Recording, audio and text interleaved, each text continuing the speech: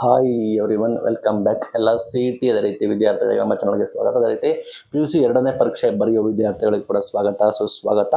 News ಪೇಪರಲ್ಲಿ article ಕೂಡ ಬಂದಿದೆ, CET ಪರೀಕ್ಷೆ ವರದಾನ ಆಗುತ್ತೆ ಅಂತ.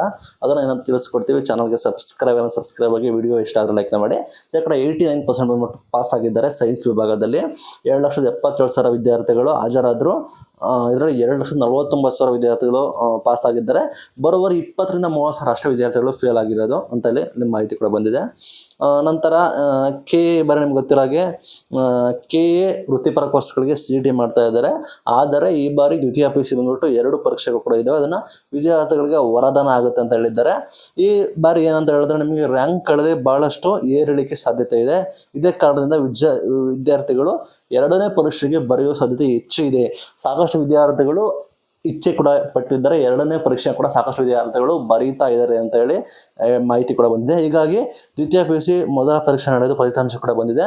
ಜೊತೆಗೆ CET ಟೈಮ್ ಟೇಬಲ್ ಕೂಡ ಪ್ರಕಟ ಆಗಿ ಪರೀಕ್ಷೆ ಕೂಡ ನಡೀತಾ ಇದೆ. ಜೊತೆಗೆ ದ್ವಿತೀಯ PUC ಎರಡನೇ ಪರೀಕ್ಷೆಗೆ ವಿಜ್ಞಾನ ವಿಭಾಗದಲ್ಲಿ ವಿದ್ಯಾರ್ಥಿಗಳ ಸಂಖ್ಯೆ ಕೂಡ ಏರಿಕೆಯಾಗುವ ಸಾಧ್ಯತೆ ಇದೆ ಅಂತ ಹೇಳಿದ್ದಾರೆ. ಅಂದಾಜು ನಿಮಗೆ ಗೊತ್ತಿರೋಗೆ 18ನೇ ತಾರೀಕುವರೆಗೂ ಇಂದಿನವರೆಗೂ ಎಕ್ಸ್ಟೆಂಡ್ ಕೂಡ ಮಾಡಿದ್ದಾರೆ. ಇದು ವಿದ್ಯಾರ್ಥಿಗಳಿಗೆ ಲಾಭ ಆಗ್ಬೋದು. ಸಾಕಷ್ಟು ಜನ ಆಸಕ್ತಿ ಪಡಿತಾ ಇದ್ದಾರೆ ಅಂತ ಹೇಳ್ಬೋದು. ನಿಮಗೂ ಕೂಡ ಕಾಂಪಿಟೇಷನ್ ವೇರಿ ಆಗ್ಬೋದು. ಯೋಚನೆ ಮಾಡಿ ನೀವು ಕೂಡ ಪರೀಕ್ಷೆನ ಬರೆದು ಟ್ರೈ ಮಾಡ್ಬೋದು. ಇಚ್ಛೆ ಪಡೋರು ಇಂದು ಲಾಸ್ಟ್ ಡೇಟ್ ಆಗಿರ್ತದೆ. ಎರಡನೇ ಪರೀಕ್ಷೆ ಲಾಭ ಹೇಗೆ ಅಂದರೆ 3 ಪರೀಕ್ಷೆ ಮಾಡ್ತಾರೆ. 2 ಪರೀಕ್ಷೆಯಲ್ಲಿ ಯಾವುದು ಹೆಚ್ಚು ಅಂಕಗಳನ್ನು ಗಳಿಸ್ತಾರೆ ಅದನ್ನು ಕನ್ಸಿಡರ್ ಮಾಡ್ತೀವಿ ಅಂತ ಹೇಳಿದ್ದಾರೆ. 2 ಪರೀಕ್ಷೆಯಲ್ಲಿ ಯಾವುದು ಹೆಚ್ಚು ಅಂಕಗಳನ್ನು ಕಳಿಸ್ತಾರೆ ಅದನ್ನು ಕನ್ಸಿಡರ್ ಮಾಡ್ತೇವೆ ಅಂತ ಹೇಳ್ತಾರೆ. ಇದು ವಿದ್ಯಾರ್ಥಿಗೆ ಲಾಭ ಆಗ್ತದೆ.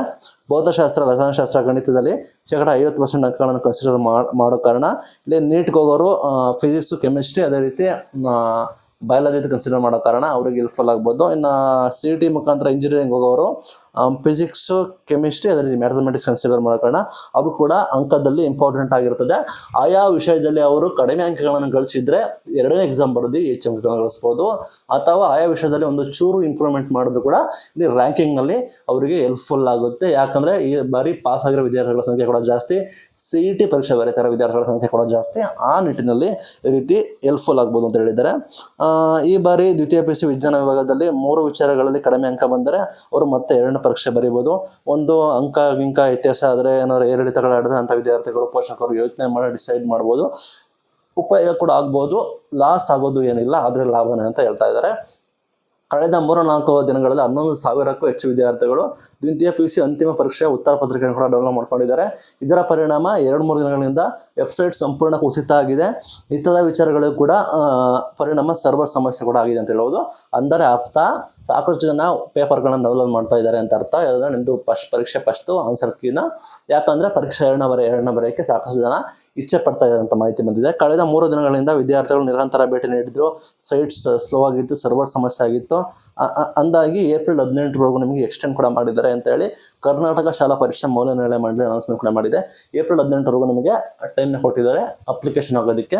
ಈ ರೀತಿ ವಿದ್ಯಾರ್ಥಿಗಳಿಗೆ ಹೆಲ್ಪ್ಫುಲ್ ಆಗುತ್ತೆ. ಸಾಕಷ್ಟು ಜನ ಇಚ್ಛೆ ಪಡ್ತಾ ಇದ್ದಾರೆ. ರ್ಯಾಂಕಿಂಗ್ನಲ್ಲಿ ಏರಿಕೆ ಆಗ್ತದೆ, ಕಾಂಪಿಟೇಷನ್ ಕೂಡ ಜಾಸ್ತಿ ಆಗುತ್ತೆ. ಆ ನಿಟ್ಟಿನಲ್ಲಿ ವಿದ್ಯಾರ್ಥಿಗಳಿಗೆ ಈ ರೀತಿಯಲ್ಲಿ ಅನುಕೂಲ ಆಗುತ್ತೆ ಅಂತ ಹೇಳಿ ಒಂದು ಸಂಪೂರ್ಣವಾದ ಮಾಹಿತಿಯನ್ನು ಕೂಡ ಪೇಪರ್ನಲ್ಲಿ ಕೊಟ್ಟಿದ್ದಾರೆ. ಇದು ಇವತ್ತಿನ ವಿಡಿಯೋ. Thank you.